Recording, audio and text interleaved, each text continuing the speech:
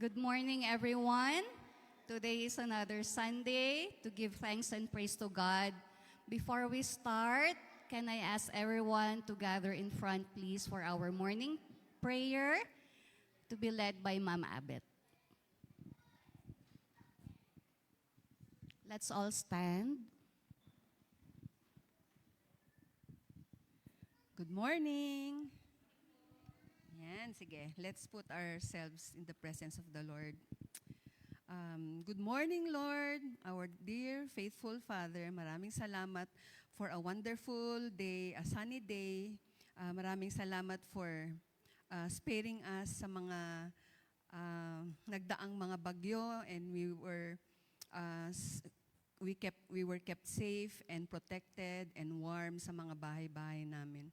We pray, however, Lord, para sa mga kapatid namin sa Masbate, sa Mindoro, sa North, sa Ilocos, yung mga nawalan ng bahay, mga nawalan ng loved ones, and even ng properties. We pray na bigyan mo pa sila ng lakas, ng hope, na ikaw lamang ang makapagbibigay. Give them strength to face yung mga battles ng buhay, and to know na hindi pa huli ang lahat para mabigyan pa ulit sila ng magandang buhay. There's so many things to be thankful for, Lord. We thank you for an amazing, wonderful celebration ng aming 20th anniversary. We thank you for all our organizers, very creative, very committed, mga talagang nagbuhos ng oras, time, and even money and effort to allow us to celebrate and witness a wonderful program, an amazing program na hindi namin makakalimutan. Maraming salamat na ito ay naging testament ng iyong kabutihan, ng iyong faithfulness, and sa bantay namin, guide mo sa amin for the past 20 years. And again, Lord, we look forward to more years of your faithfulness sa buhay ng bawat isa sa amin. Maraming salamat din, Lord, sa community na to na nakapagbigay sa amin ng kalakasan, ng inspirasyon, and even naging gabay namin sa araw-araw na pamumuhay namin, for us to be committed din sa iyo, and naging gabay din namin sa daily lives namin. Maraming salamat, Lord, and we offer to you this day, this worship service. May it glorify you, may it penetrate, kung ano, yung lahat man ng mga matutunan namin ngayon will penetrate our hearts, our soul, and again, apply it sa buhay namin, sa pag-uwi namin, at mai-spread din sa mga kamag-anak at kapamilya. Maraming salamat, Lord. In Jesus' name we pray. Amen.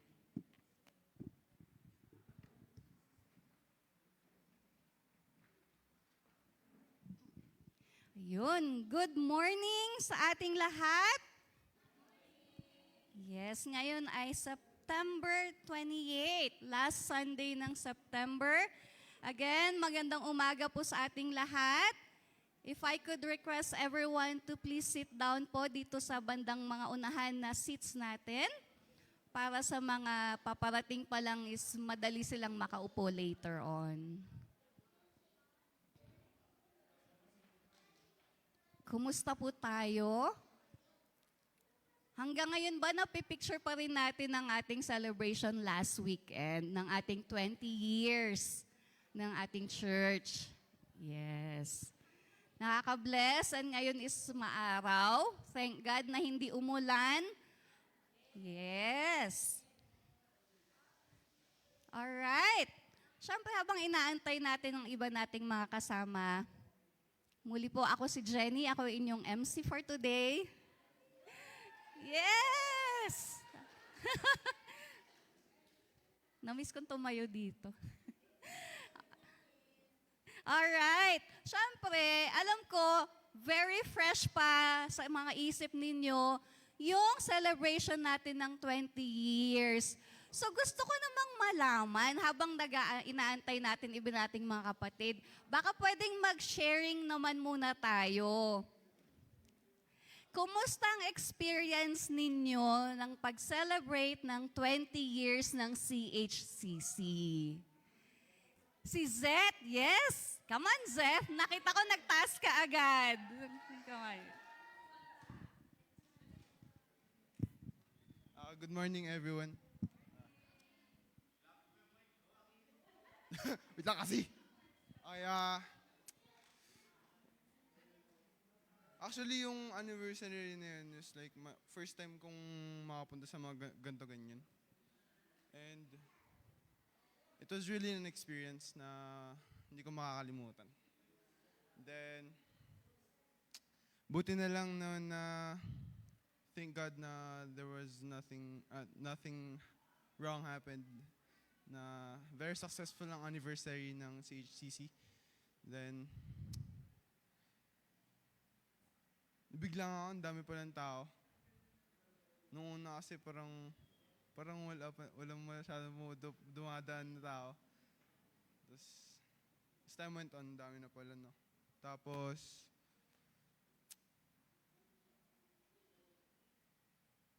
I wanna thank God na for those people who help the church para sa anniversary.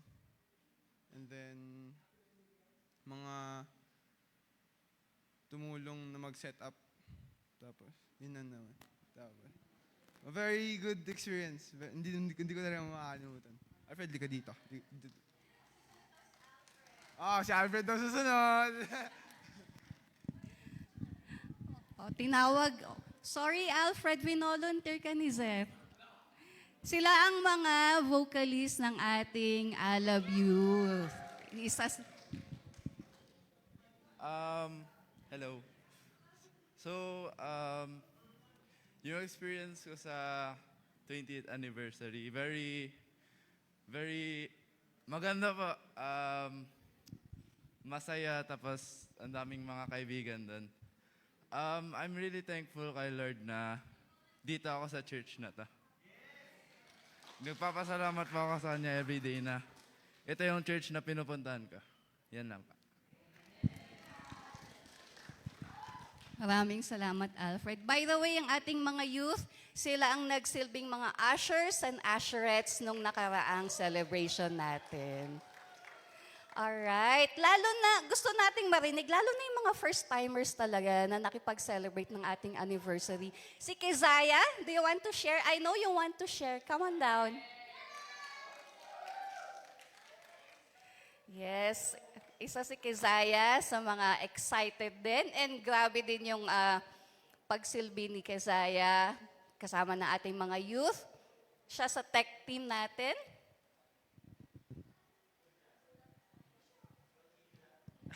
Morning, everyone. First time ko doon na nakapunta sa anniversary. And maganda talaga yung experience. Para sa akin, as serving the Lord during that time was very, very fulfilling for me. And I was also very proud sa mga sa mga peers ko, sa mga youths.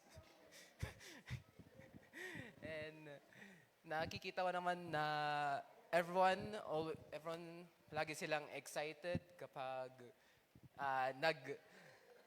nag-welcome in sa mga guests natin. And I'm so thankful to the Lord na kunti lang yung mga mishaps and mistakes na nagyari. Yan lang. Next, yung dalawang yun.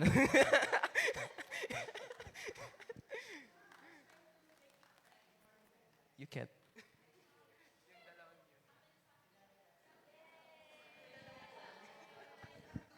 Sam and Sam. Ikaw muna.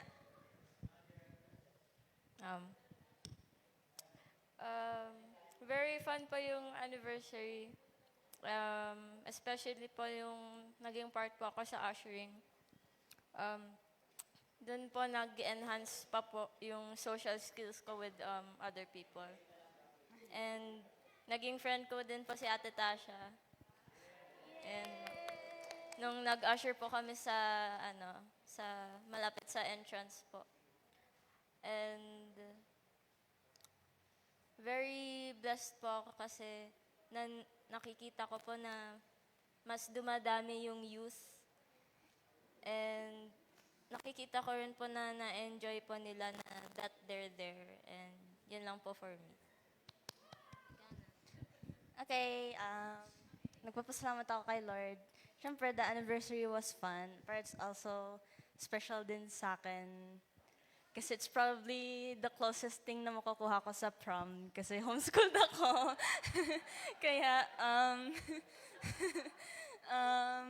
yun, it was kinda extra special for me. Kasi kukunyariin ko na lang na, yay! Pero, and yun nga, sabi ni Sam, ang daming youth ngayon compared sa last Aniv.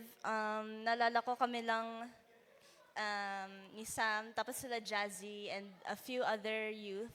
Tapos ngayon, may buong Alab Youth Worship team na. I'm like, grabe si Lord, isang year lang, ang dami nang nagbago. So, yun lang po. Thank you, Sams and Sam. Oo, Jam, mag-ready ka. Siyempre, bago si Jam, alam ko mag-ready pa muna si Jam. Oh, galing ng mga youth natin, nagvo-volunteer mag-testimony. Siyempre, alam ko nag-volunteer din mag-testimony ngayon ang mga nagturo sa ating mga embers. Alam na nila kung sino sila. Baka gusto yung mag-share. How was your experience? Especially kayong nagturo sa ating mga embers.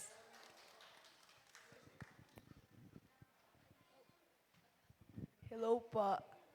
Experience po namin as for yung Embers po is kahit new po siya, medyo nahihiya po yung kami na sumayaw sa harap. Pero we pushed through po.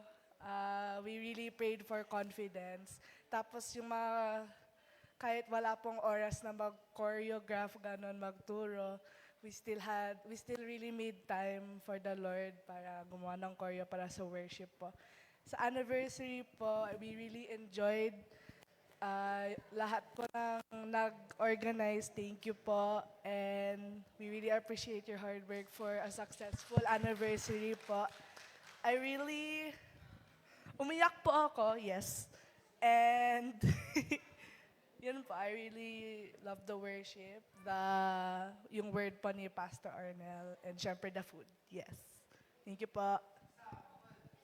Ay, hello po, para sa akin po, very thankful ako kay Lord kasi kahit ang dami naming practices sa banda, parang si Lord, He made a way na pwede kami nag-choreo, ganon. Kahit pagod kami, parang sinasabi ni Lord, hindi pwede. Mag-practice kayo. Tapos, syempre, He gave us the energy, the strength, ganon. And He gave us the confidence to perform sa harapan po. Yes. Thank you po.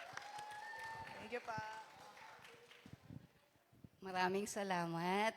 Nakakatuwa, no, that this church encourages our youth para ilabas ang mga talents. Nakakatuwa. Jam, alam ko ready ka na. Isa si Jam sa mga usherettes natin. And every Sunday, siyang nag-a-usher ngayon.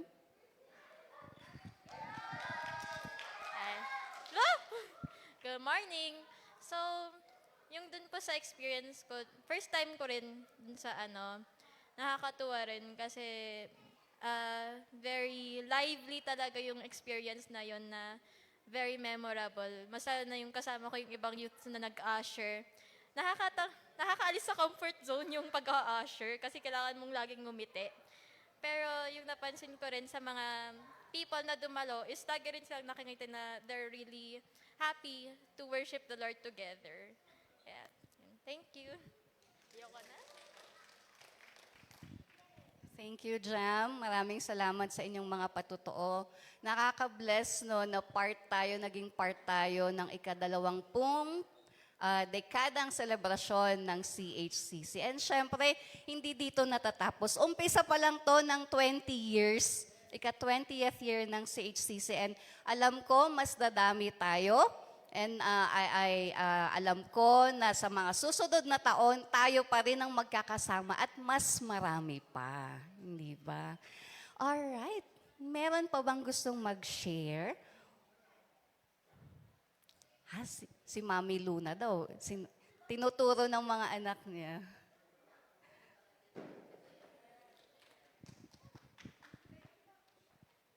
Magandang umaga po. Ano lang, magpapa-thank you lang po ako sa inyong lahat. Sa cooperation ninyo and of course sa presence po ninyo sa anniversary natin. Grabe talagang nakaka-overwhelm po ang pagmamahal at faithfulness ng Panginoon. Kami parang second year pa lang namin pero damang-dama namin na parang 20 years na rin po kami. So really, we are really grateful na nag-uumapaw po yung pasasalamat sa puso namin sa inyong lahat. And dalangin ko na sana po hindi po doon magtatapos yung pakiramdam natin ng gratitude sa Panginoon. Nawa ay mai-overflow pa po natin yung pakiramdam na ito sa mga darating pang taon. And definitely, mas magiging exciting pa ang gagawin ng Panginoon para sa mga darating na taon. And sana patuloy na manatili sa puso natin yung passion natin para sa pagsiserve sa Panginoon at mas ma-ignite pa ang passion na ito sa puso natin. So muli, thank you so much po sa inyong lahat. Sa love ninyo, sa support po ninyo. Maraming salamat po sa inyo. Hindi man po namin maisa-isa yung pangalan ninyo. Lahat po kayo ay buong puso namin pinasasalamatan. Salamat po. Yes, maraming salamat din kay Luna at kay Mike. Sila po ang nagpunong abala sa preparasyon ng ating 20th anniversary. At syempre, alam ko meron tayong highlights. Pwede ba nating i-show yung highlights ng ating anniversary celebration last weekend? From the beginning, we are founded in your love. All of your promises hold true. And for your purpose, whatever it takes, we will endure. Even through darkness, we'll break through. You're faithful then, faithful then, faithful now, faithful always. For from you are all things, and to you are all things. You're the Alpha and Omega, beginning and the end. All glory and honor, dominion and power belong to you. We worship you through every season. Through every season, Lord, you give and take away, but by your grace we'll persevere. So we will trust you, Lord. So we will trust you, knowing that you are in control. Lord, I know you are sovereign. You are faithful then. Faithful then, faithful now, faithful always. For from you are all things, for from you are all things, and to you are all things. You're the Alpha and Omega, beginning and the end. All glory and honor, dominion and power belong to you. We worship you all of our days, been thrown in our praise. Rest of our lives we surrender. We will remember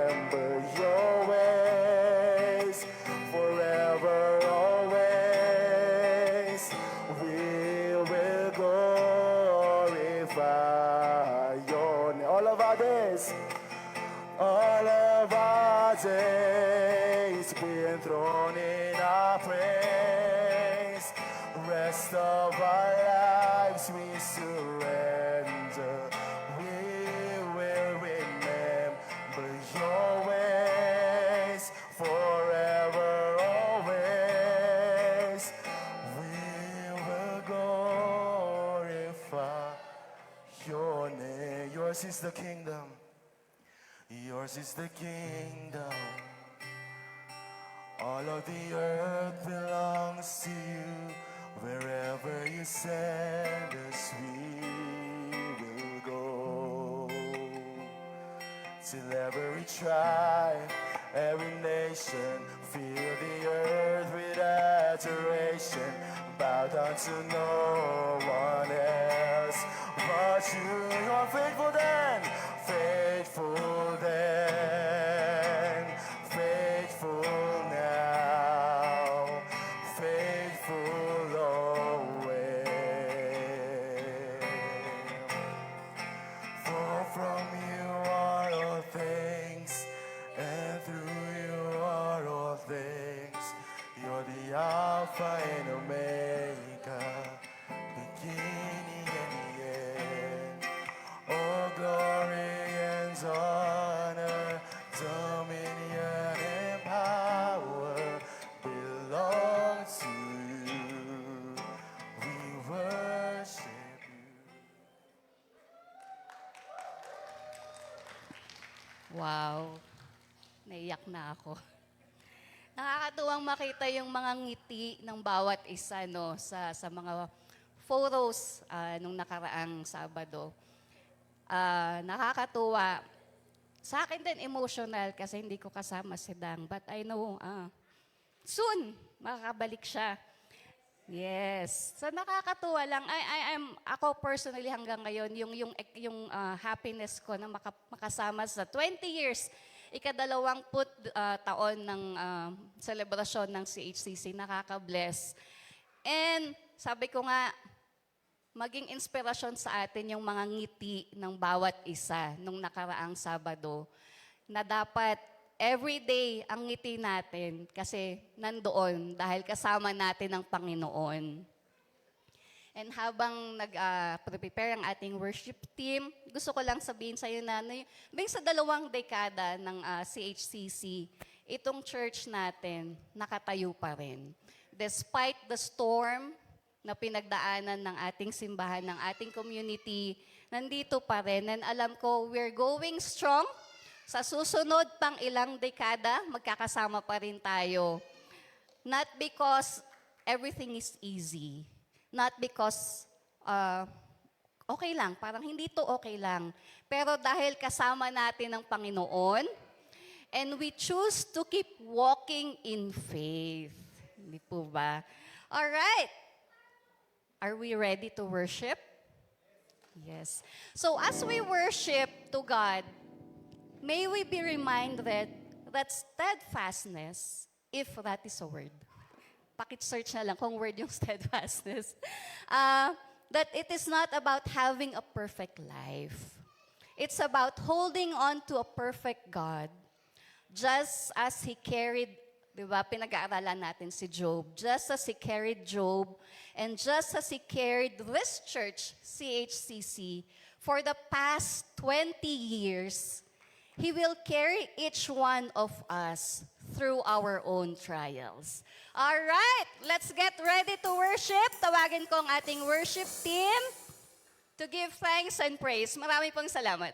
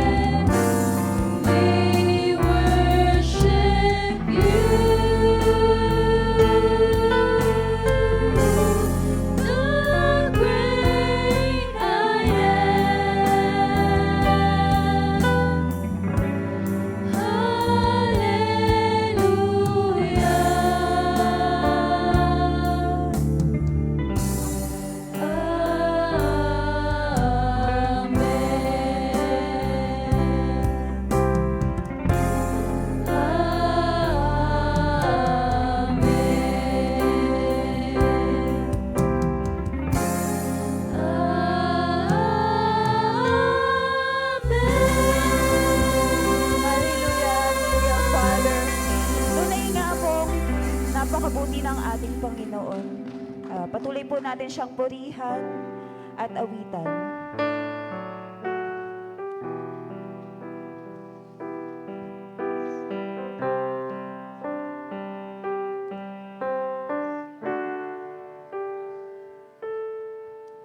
Sadyang kay buti ng ating Panginoon, magtatapat sa habang panahon, maging sa kabila ng aking pagkukulang, biyaya niya'y patuloy na laan. Katulad ng pagsinag ng gintong araw, patuloy siyang nagbibigay ng law. Kaya sa puso ko't damdamin, katapatan niya'y aking Sabay-sabay po tayo. Dakila ka, O Diyos, tapat ka ngang tunay, magmula pa sa ugat ng aming lahi. Mundo'y magunaw man, maaasahan kang lagi, maging hanggang wakas nitong buhay.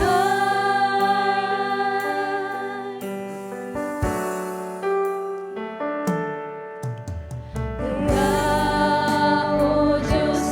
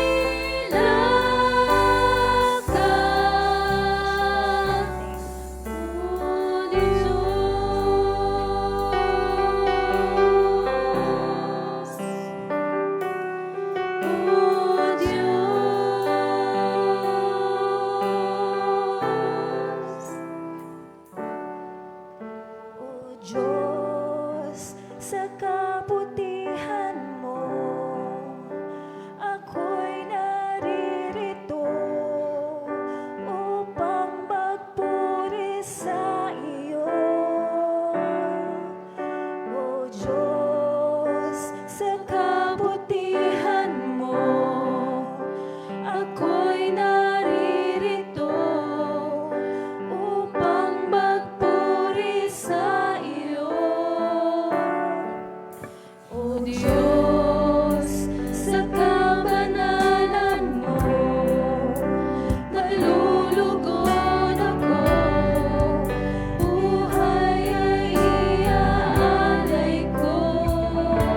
Ikaw lamang. Ikaw lamang ang nagtiwala sa akin. O Diyos, di kami bibiguin. Magtatapat sa'yo, maglilingkod ako. O Diyos, kay buti mo.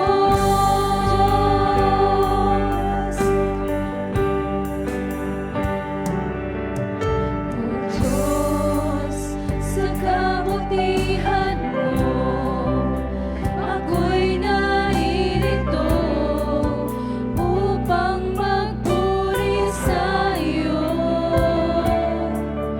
O Diyos, sa kabanalan mo, nalulugod ako, buhay ay iaalay ko.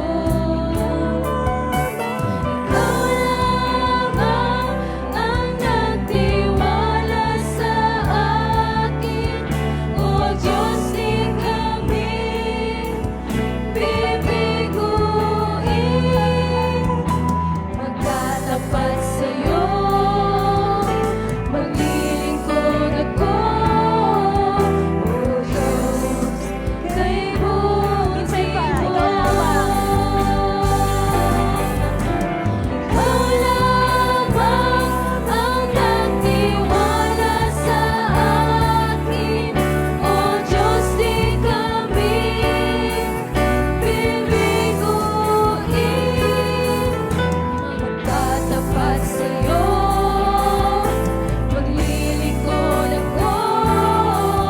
O Diyos, kay buti mo.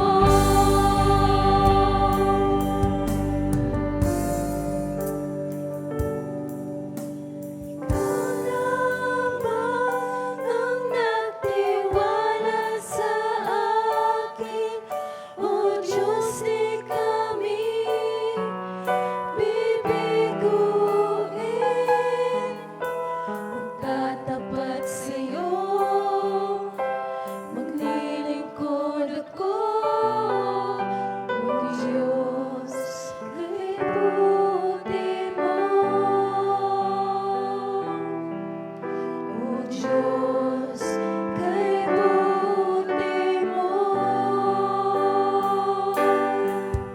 O Diyos, kay buti mo. Hallelujah! Let's say thank you. Amen and amen.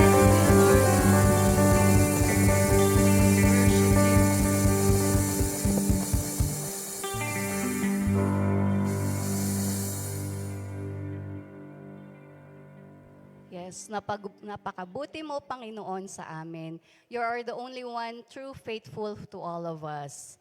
Alright, alam kong ready na tayo to listen to the Word of God. Pero bago yon, tawagin ko muna si Pastor Arnel for some words of encouragement. Yon. Pwede ba minsan pa bigyan natin ng malakas na palakpak ang ating Panginoon. Yes. So nice kong i-welcome si Agot at saka si MJ. God bless. Wow. I'm so glad to see you, brother and sister. Yes. Okay. Narito ako ngayon para personally pasalamatan kayong lahat. Unang-una, nais kong pasalamatan yung mga intercessors. Nasaan yung mga nagpipray para sa ating anniversary? Pagpalain kayo ng ating Panginoon. Nasaan si Luna? Yan, tsaka sila Sister Josepa. Sila yung mga nag-initiate nung ating sama-samang pananalangin. Sana hindi po dahil may anniversary lang tayo, suportahan natin yung prayer meeting natin dahil nakita natin kung paano in-honor ng Lord yung ating mga panalangin. Nais ko ring i-commend yung ating ushering ministry. Wow! Ang galing! Okay?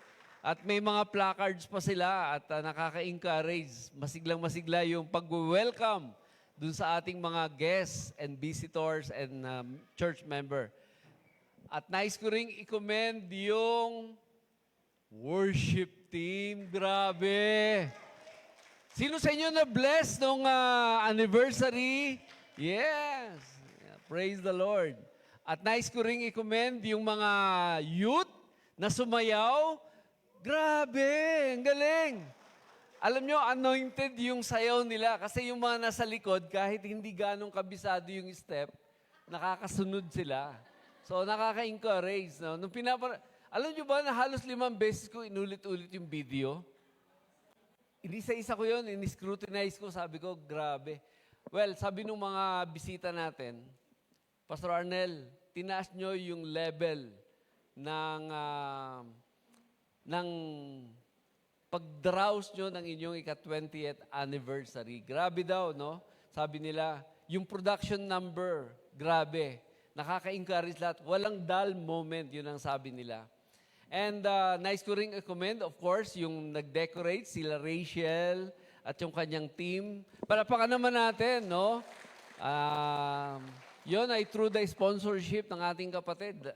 Pinag-pray niya yun, pinag-fast pa niya, mga kapatid. At of course, grabe, yung mga nag-perform, lalo na yung men's ministry. Woo!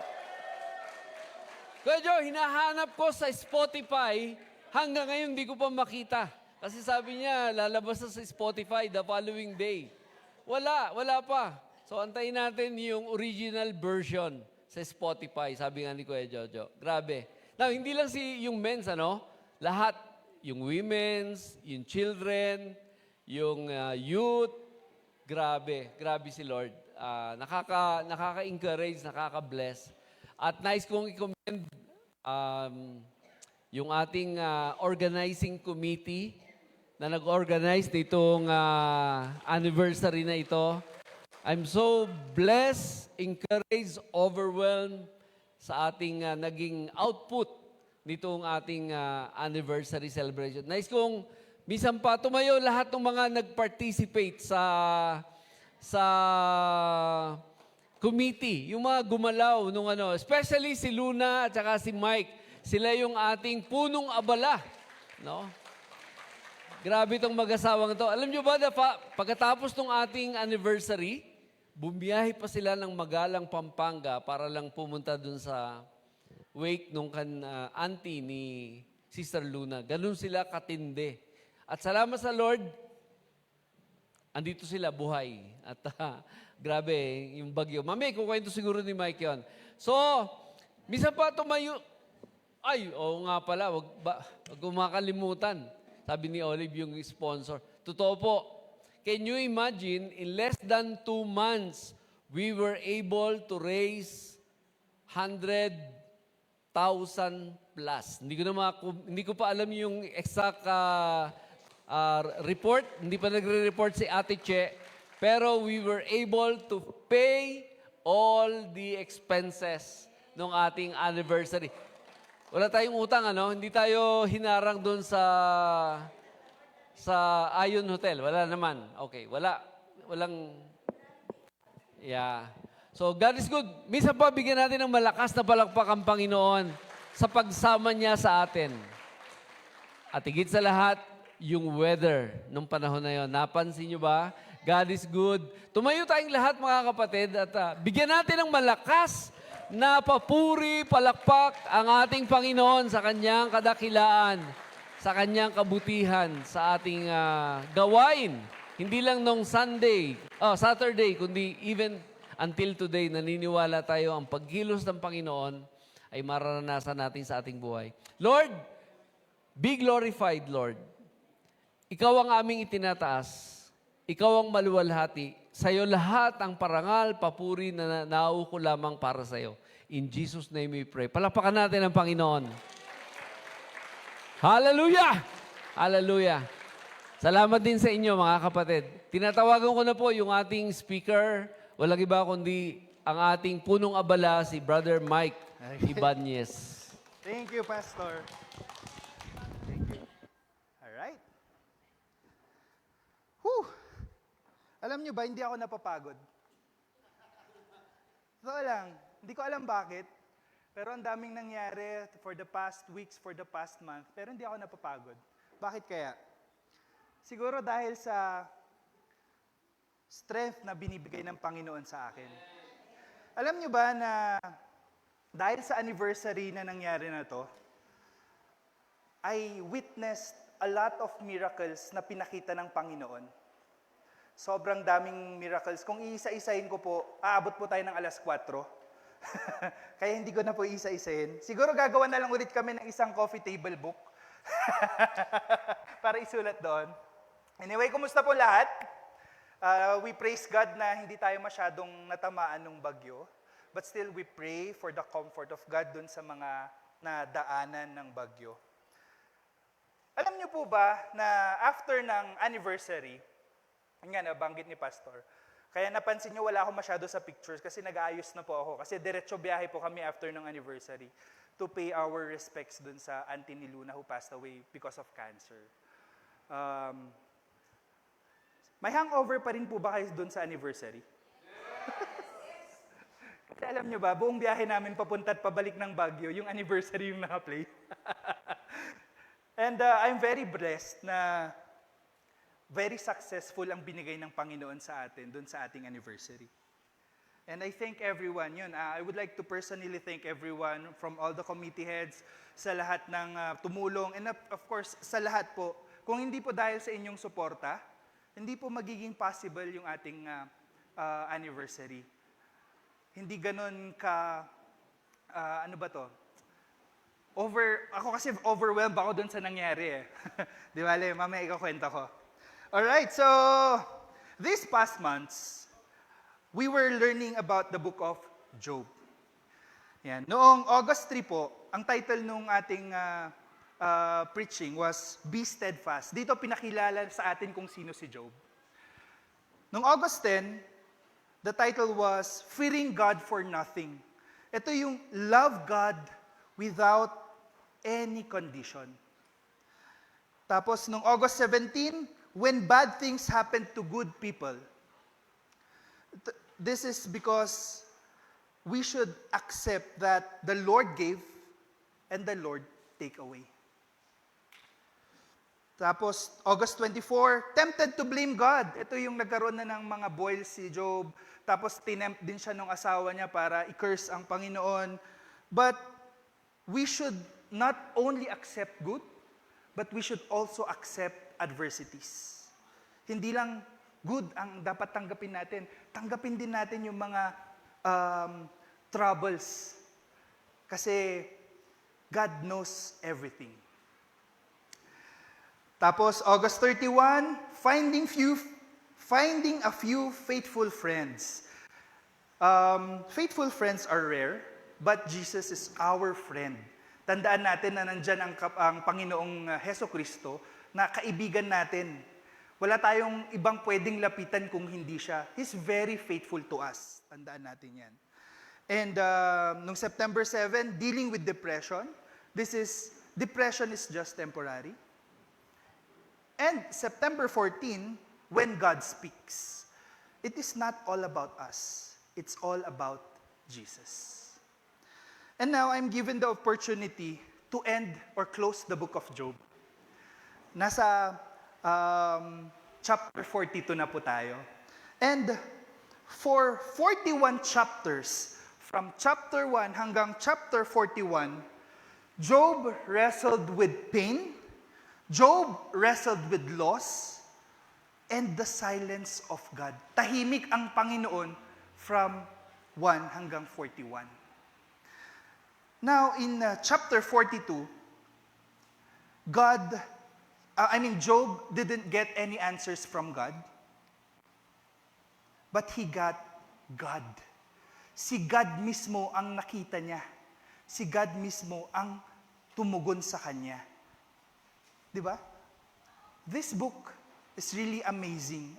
Napakabuti ng librong ito na makikita natin lahat ng kabutihan ng Panginoon dito. The last chapter of this book is not just the conclusion, but it is the climax of a spiritual journey. Hindi to yung end. This is the climax. Di ba, normally pag nanonood tayo ng mga movies, nasa gitna ang climax. Hindi naman sa unahan ang climax. But this is the climax. Hindi to yung end. So, before I start, I would like to pray. Lord, Heavenly Father, we thank you for this sunny weather, O Lord. Maraming salamat, Lord, sa araw na binigay niyong ito. Lord, we ask for your Holy Spirit na buksan po ang aming puso at isipan upang maintindihan po namin ang aming pag-aaralan ngayong araw na to, ang chapter 42 ng Book of Job.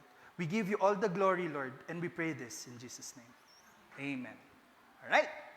So, pakibasa po yung nasa screen natin. Yan, nawala yata. So, yung title ng yung title ng ating preaching for today is Steadfast Through the Storm. Okay? So, paki-flash po yung second slide.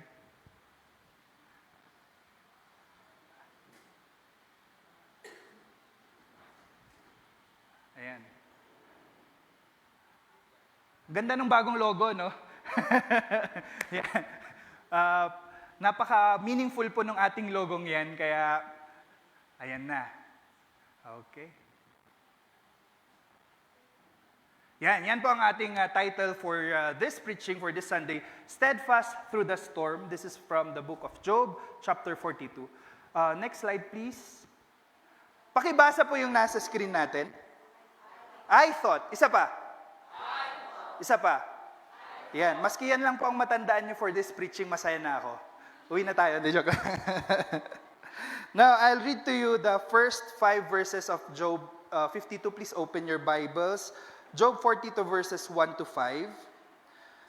Then Job answered the Lord and said, I know that you can do all things, and that no plan is impossible for you. Who is this who conceals advice without knowledge? Therefore, I have declared that which I do not understand, things too wonderful for me, which I do not know. Please listen, and I will speak. I will ask you, and you instruct me. I have heard of you by hearing of the ear, but now my eyes sees you. In these verses, verse 1 to 5, Job acknowledges God's unlimited power and unlimited wisdom. This is the moment of surrender. Dito na nag-surrender si Job sa Panginoon. And to tell you, this surrender is not defeat. Hindi siya equal to defeat yung pagsusurrender ni Job sa Panginoon. Now, what does being steadfast mean? In-explain na ni Ate Jen kanina. Parang mas maganda nga yung explanation ni Ate Jen kanina. But yun, this is yung, yung theme natin for the 20th anniversary. Ano bang ibig sabihin ng be steadfast? Alam niyo po ba? Yan. Being steadfast means trusting God even without the answers. Even with nothing is clear. Even if we don't understand. Maski hindi po natin naiintindihan, maski wala pong klaro kung bakit nangyayari ang mga events na to, we should trust God. And that is being steadfast. We should always trust in God's thought. not in I thought. In the previous chapters, Job had a lot of I thought moments. Madami siyang I thought moments eh. Yung, I thought I was blameless. I thought I was righteous. I thought my eyes will not see goodness again. I thought I did not sin. Yan yung mga I thoughts ni Job. Nakalimutan niya that there is God's thought. Me, I got a lot of I thought moments during the planning and organization of the anniversary. Number one, nung dinilayout ko po yung coffee table book, I thought, walang magpapas ng mga testimonies, walang magpapas ng mga poems, walang magpapas ng mga artworks.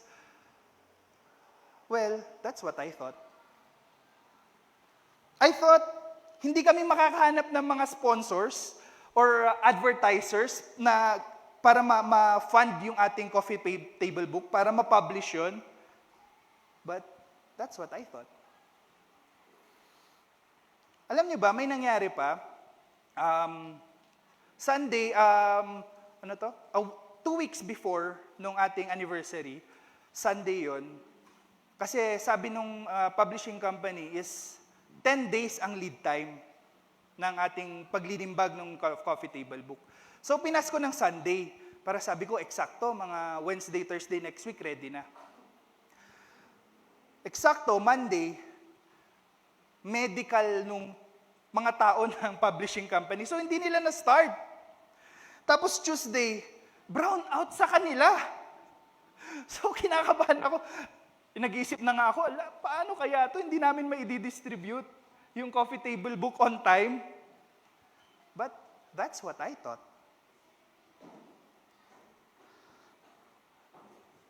Alam niyo po ba, meron pang isa na I thought na hindi na natin ma-celebrate yung anniversary natin sa labas.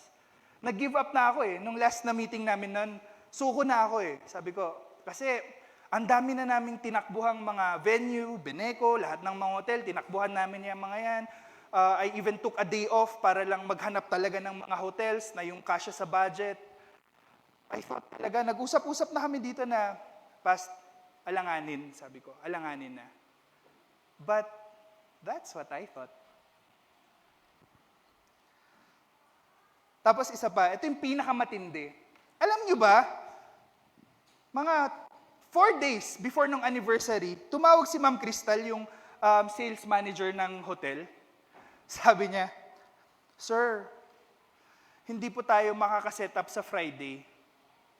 Kasi yung usapan namin, pwede na kaming mag-set up dun sa hotel ng Friday night. Tapos tumawag siya, Sir, hindi po tayo makakaset up ng Friday kasi bigla pong may nagpabook ng Friday. So, okay, so Saturday morning pwede kaming mag-set up. Sir, hindi po pwede kasi hanggang Saturday morning sila. Nanginginig na ako. Tapos, anong oras kami pwedeng mag-set up? Sir, alas 12 po. Isipin nyo, alas 12, tapos alas 3 yung ating celebration. Sa tingin nyo, is that possible? Na makakaset up kami within 3 hours? Isa-set up yung equipments, isa-set up yung decorations, 3 hours. Isa-set up yung coffee table book gallery. Nagpanik na kaming lahat. Akala namin, hindi namin kakayanin. But, again, that's what I thought. God proved me wrong. I should have trusted God's thought. God's thought is infinite. Hindi talaga natin maintindihan bakit nangyari. Ay, sandali, itutuloy ko lang. Baka nagtataka kayo paano namin nagawa yon. Hindi, actually, tumawag siya ng Thursday. Sir, nag-cancel yung nagpabook ng Friday. Kaya baka nagtataka kayo paano nangyari yon, paano na-set up lahat yon. But that's God's thought. Parang kinalabit ako ng Panginoon na magtiwala ka pa sa akin. Kasi parang yun yung iniisip ko eh. That's what I thought. But it was not God's thought. God's thought always prevails. Tandaan po natin yan. And if I may ask, meron po ba kayong mga I thoughts? Meron kayong mga I thoughts sa buhay nyo? nung I thought, akala ko katapusan ko na. Akala ko maalis na ako sa trabaho. Mga ganong thoughts. Meron ba? Actually, ako meron eh. 2 years ago, bago po kami nag-surrender sa Panginoon, I thought yung 2 diploma ko will okay na para ma-erase yung pamilya ko. I thought yung skills ko at yung experiences ko is okay na para maitaguyod ko yung family ko. I thought yung galing ng asawa ko na pagtuturo is okay na para maitawid kami at mapaaral namin yung mga anak namin. That's what we thought. October 2023, nawala lahat ng clients ko in just a snap. As in, magki-Christmas na, ba't nawalan ako ng trabaho? So I tried applying, hanggang Christmas yon. Naubos yung savings, nag-bloat ang credit card. Kasi syempre, yun yung pinangbabayad namin, pinanggo-grocery namin. October, November, December, wala akong makuha ang trabaho. God humbled me. Kasi iniisip ko na, di bali, kaya ko to. Kaya ng diploma ko to, kaya ng experience ko to, kaya ng skills ko to. January, wala pa rin, 2024. So I thought, grabe, this 2024 of my life will be a nightmare.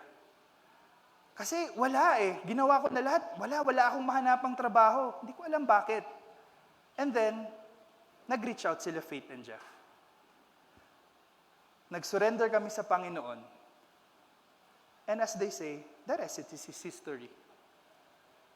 God taught me to surrender. To acknowledge His power, gaya ni Job. And, alam nyo ba na nung nag-surrender ako sa Panginoon, yung mga binigay niyang trabaho sa akin is yung mga favorite na trabaho ko. Yung mga gustong-gusto kong mga ginagawa, hindi ko na i-explain. Pero sa advertising yun. But I thought talaga na 2024 will be a nightmare sa family. But God proved me wrong. 2024 is my redemption. Is my family's redemption.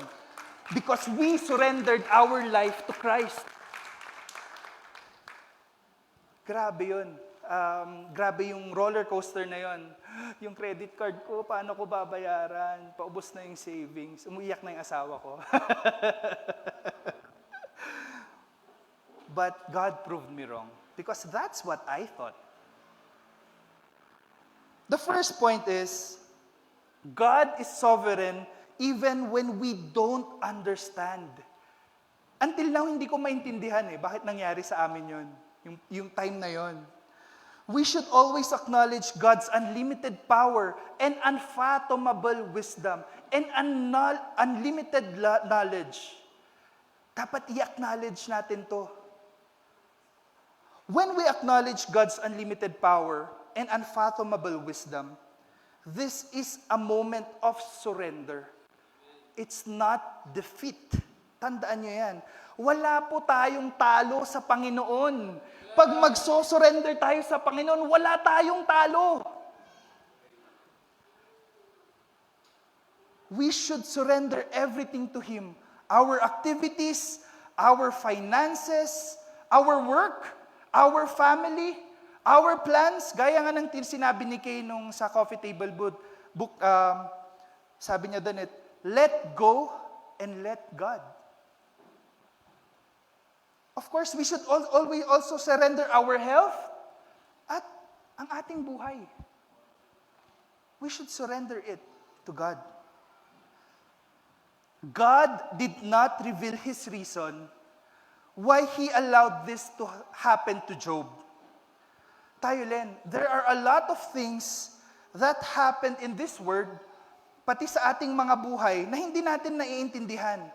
Loss, death, sadness, loneliness, brokenness, financial struggles, relationship struggles, sickness, diseases. Hindi natin maiintindihan lahat yan. Ang hirap intindihin yan. We cannot understand this. Even if we say that we are righteous, even if we say that we are obedient, like Job,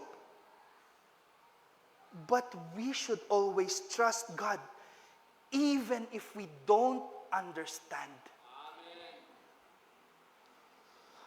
We should never dwell in our I thought.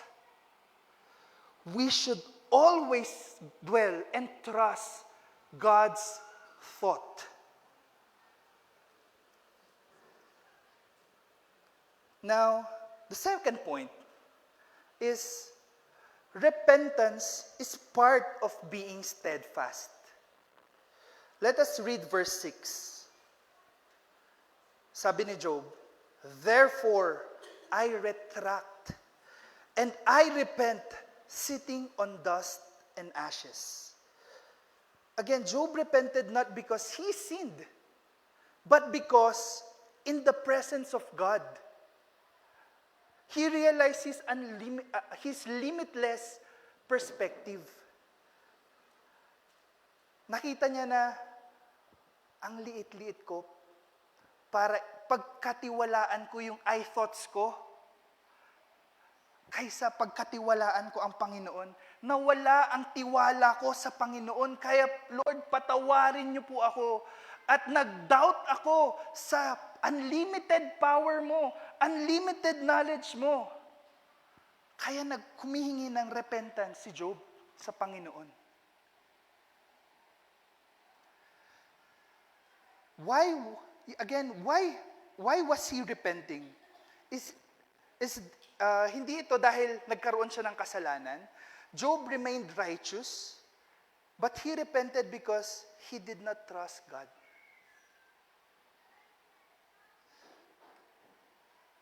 He relied on his I thought, and he forgot about God's thought. So, verse 7, let's move to verse 7. It came about after the Lord had spoken these words to Job, that the Lord said to Eliphaz the Temanite, "My wrath is kindled against you and against your two friends."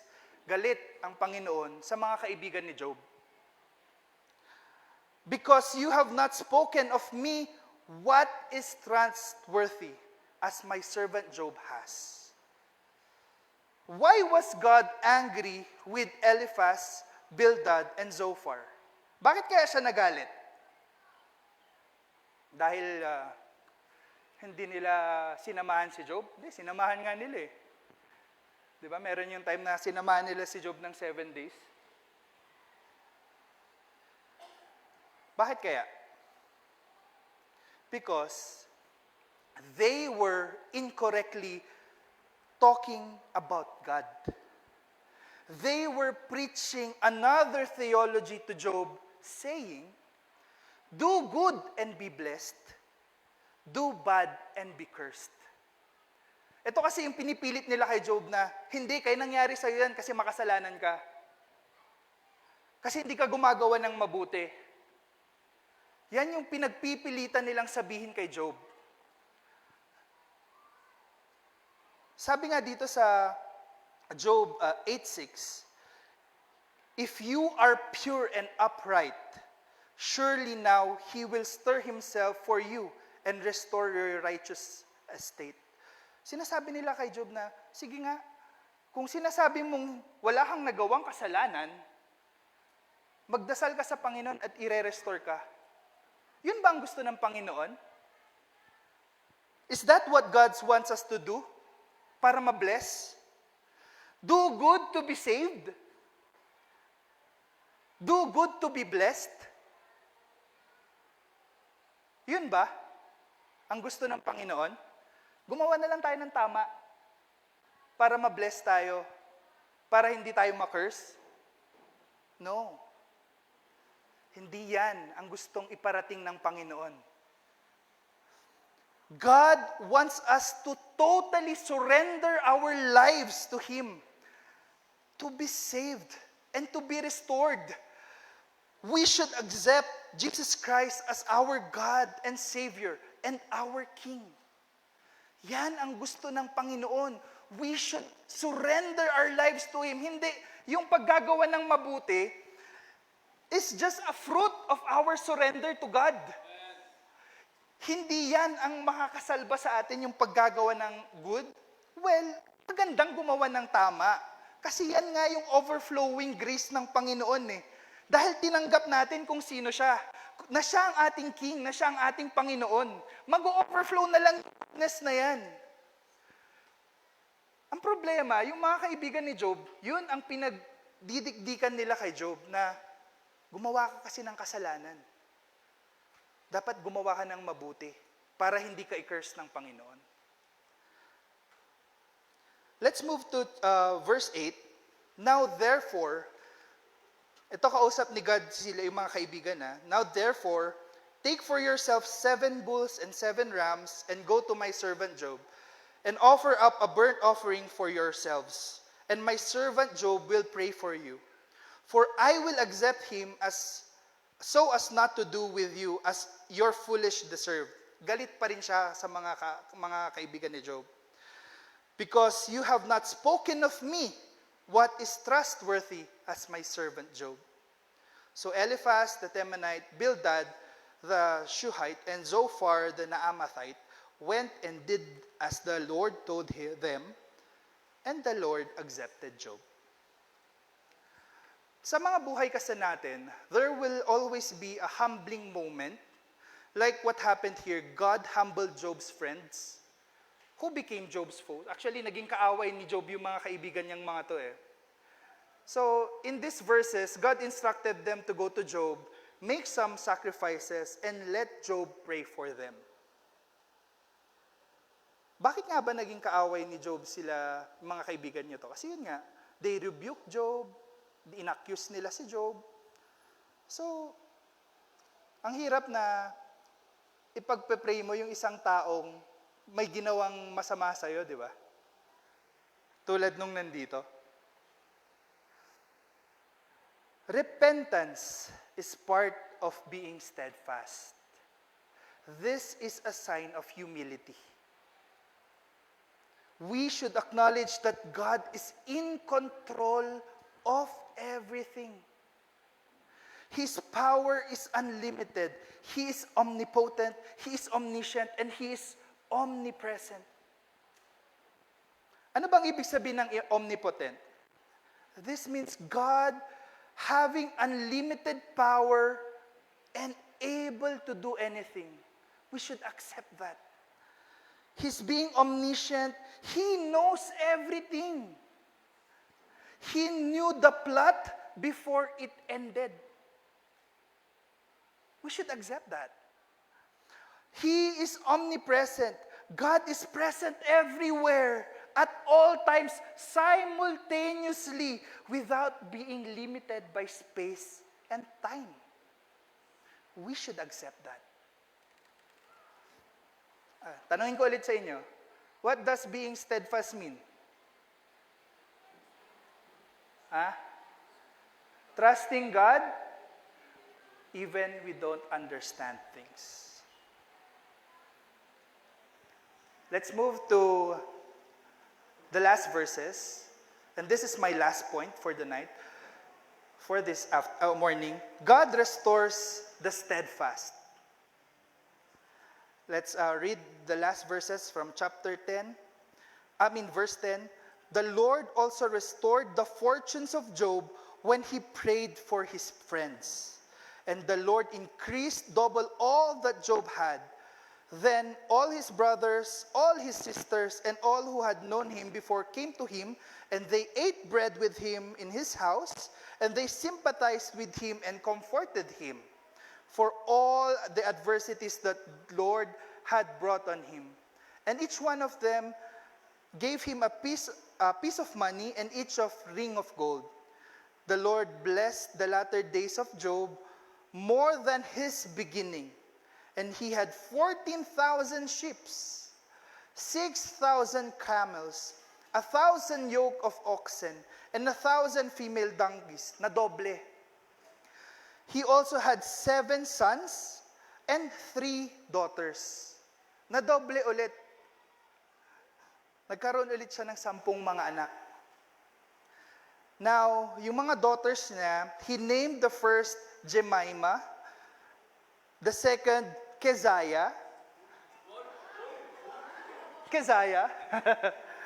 and the third Karen Hapuk. In all the land, no women were found as beautiful as Job's daughter. Sila yung mga pinakamagaganda in all the land. And their father gave them inheritance among their brothers. After this, Job lived 140 years and saw his sons and his grandsons 4 generations. And Job died in an old man and full of days. Grabe ang restoration ng Panginoon kay Job. Now, when God restores with His grace, He will double your restoration. Gaya nung nangyari sa akin, when God restored me, I only did not have 2 clients, but now I have 4 clients.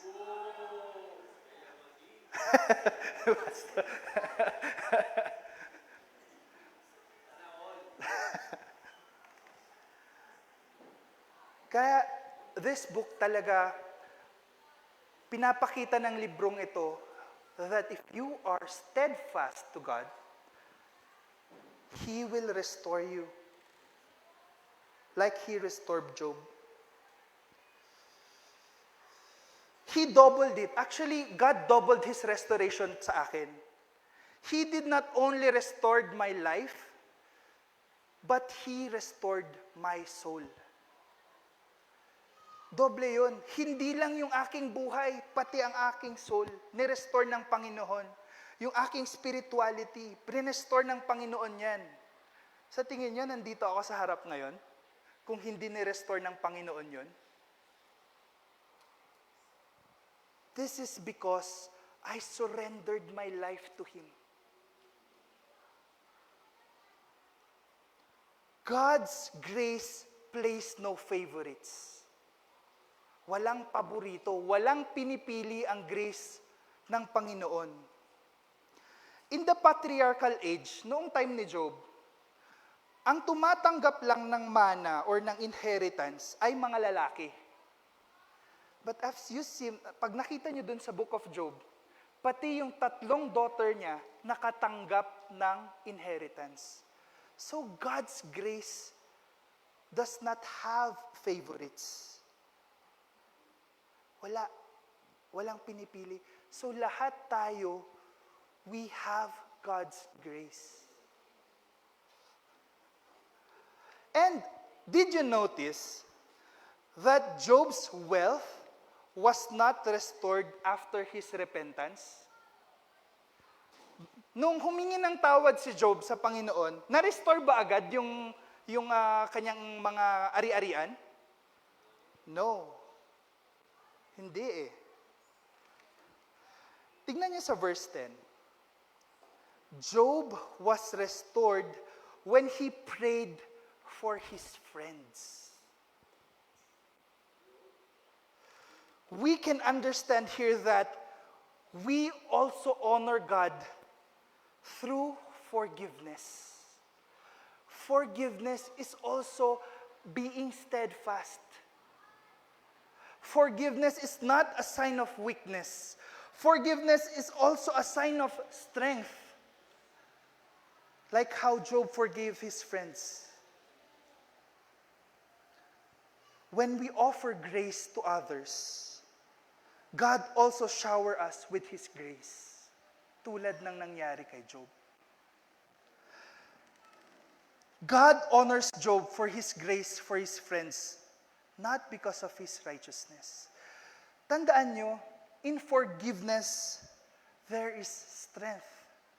Hindi yan weakness. In grace, wala tayong talo. Even if his friends, si Job, even if his friends rebuke him and accuse him of being a sinner, Job still prayed for them and forgave them. Forgiveness honors God. I know it's not easy to forgive, but there is restoration in grace. Strength in grace. I know most of you already watched the memorial of Charlie Kirk. Napanood niyo na yung memorial niya? When Erica Kirk, the wife, forgave her husband's assassin.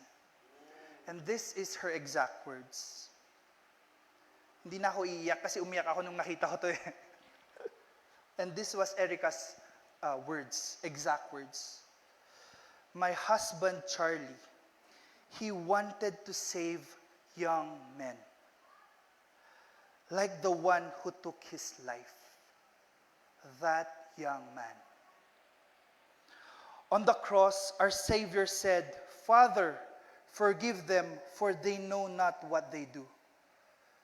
That man, that young man, I forgive him.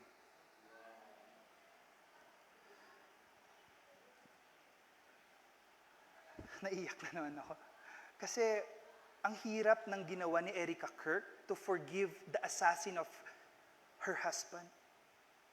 Now, let us make Erica Kirk as one of our inspiration. Kasi makita nyo, instead of her being angry to God, instead of her cursing God, what did she do? She remained steadfast. She honored God. She continued to praise God despite the assassination of her husband. She lifted God. She honored God. And she trusted God's plan. She trusted God's thought, not her I thought. Be steadfast even if we don't understand. Be steadfast even we have nothing. Be steadfast even if we are sick. Be steadfast even if we are down. Be steadfast during the storms in our lives. Trust that God will restore you. Trust that God is in control. Like in the book of Job, if you are still in chapter 1 and 2, and you are first facing adversity, and you are wondering, kailan kaya ako makakaabot sa chapter 42 ng buhay ko, ng restoration ng buhay ko? We don't know when. But you will have your chapter 42 in your life. Just be steadfast. You will be restored by God. God's grace does not have favorites. God's grace is available for everyone. Remember that I thought cancels humility. I thought cancels trust in God. I thought cancels faith in God. Hold on to God's thought and be steadfast. So now let us pray. Lord, Heavenly Father, as we are closing the book of Job, O Lord, sa dami po ng aming natutunan, we acknowledge, Lord, your strength. We acknowledge your power. We acknowledge you being limitless. We acknowledge your grace, O Lord. Alam po namin, Lord, that all of us will have our chapter 42s in our life. You will restore us, O Lord. Help us, Heavenly Father, to be steadfast, to trust you even if we don't understand things, even if things are not clear.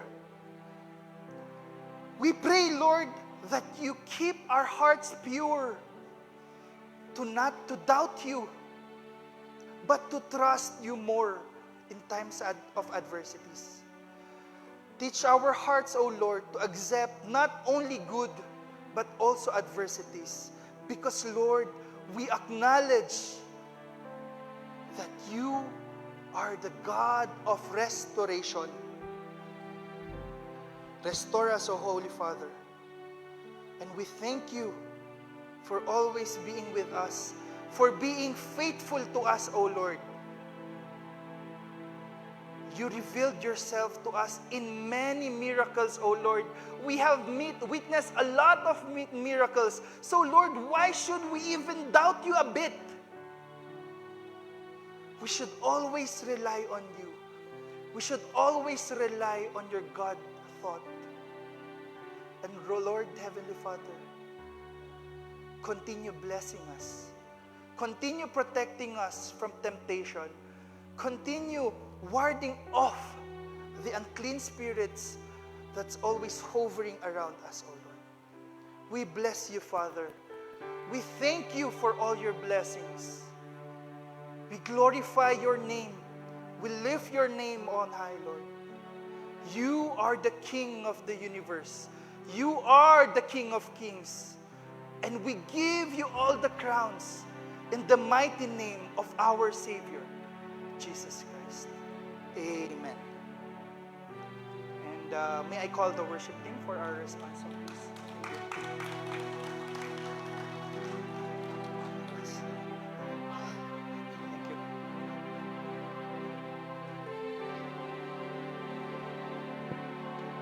Sige po, tayo po tumayo. Let's sing the song as our response song.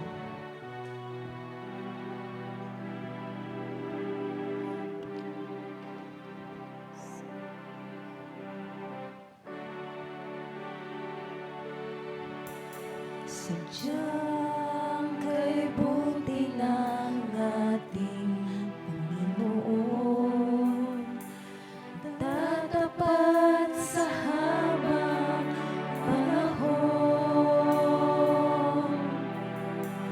maging sa kabila na aking pagkulang, biyaya niya'y patuloy na daan.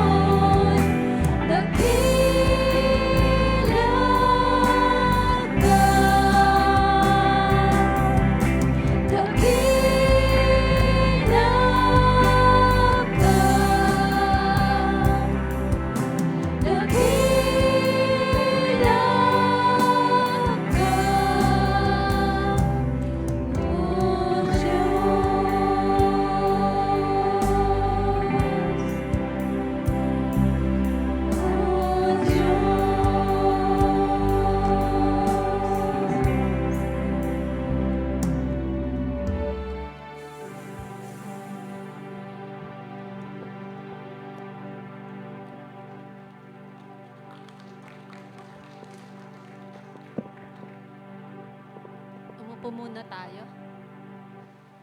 So, I just want to testify goodness sa ating anniversary. Ako'y blessed at ngayon din sa preaching natin. So, it's time to honor God in our giving. But I have a story. There is also a young boy. At 16, he was shared by a captain in a boat na sabi niya, honor God in your earnings. So, he was 16 years old. He started already honoring God in his giving. And then he has a business at 23 years old. He's still giving tithes to the Lord. And when his business grows and grows, nagbigay din siya up ng 10%, 20% hanggang 50% na bibigay siya. Siya ay si William Colgate, kung kilala nyo. Kilala, not in person. Siya yung founder ng Colgate and Palmolive Company. So, ngayon din, let us honor God. Sabi nga, di ba sabi sa Bible na before you bring your offering to God, if somebody na sakta o kaya na-offend, you first go to that brother and ask forgiveness and forgive that brother before you give your tithes and offering.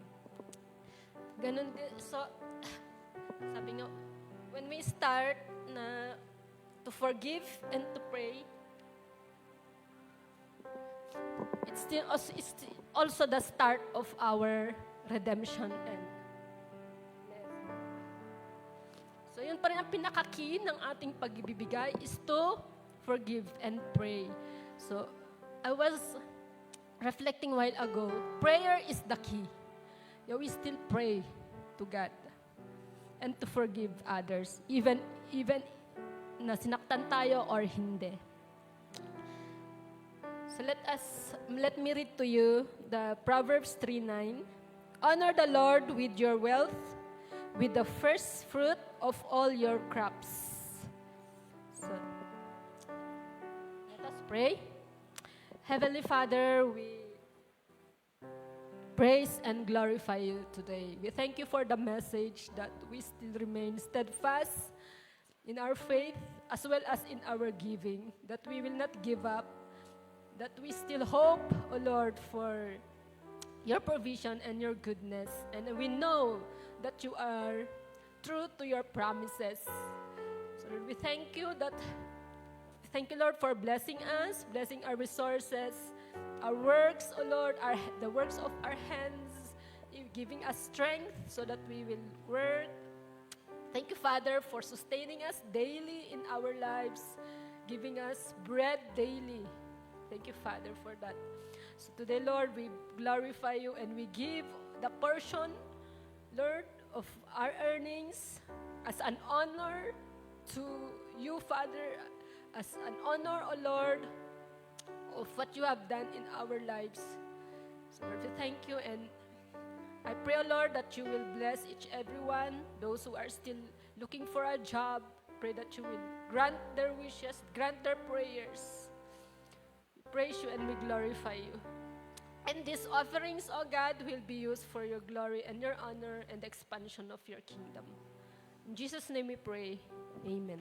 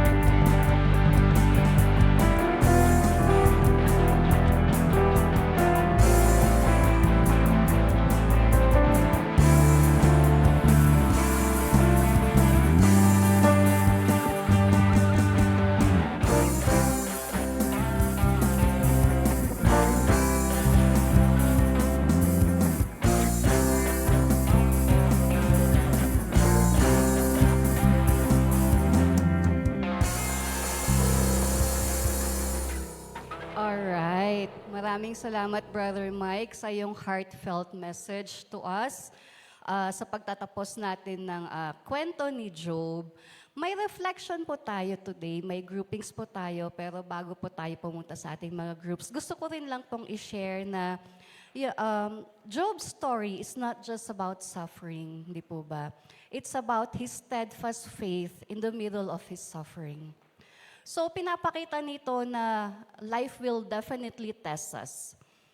We may face loss, sickness, discouragement, kung minsan hindi nasasagot yung mga prayers natin.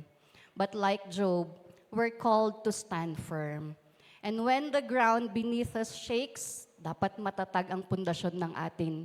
Para tayong puno, pag mababaw ang roots, madaling masway, madaling matumba. Pero pag malalim ang pundasyon, malalim ang gaya ng puno, malalim ang hawak, ang kapit ng ugat sa lupa, kahit anong pagsubok, kahit anong bagyo, nakatayo pa rin ang puno. Sana ganun din tayo. And gaya ng sabi ni Brother Mike, let's trust in God's thought, hindi yung sarili nating pag-unawa. Alright? Okay. Pwedeng paki-flash ang ating reflection question? Sige.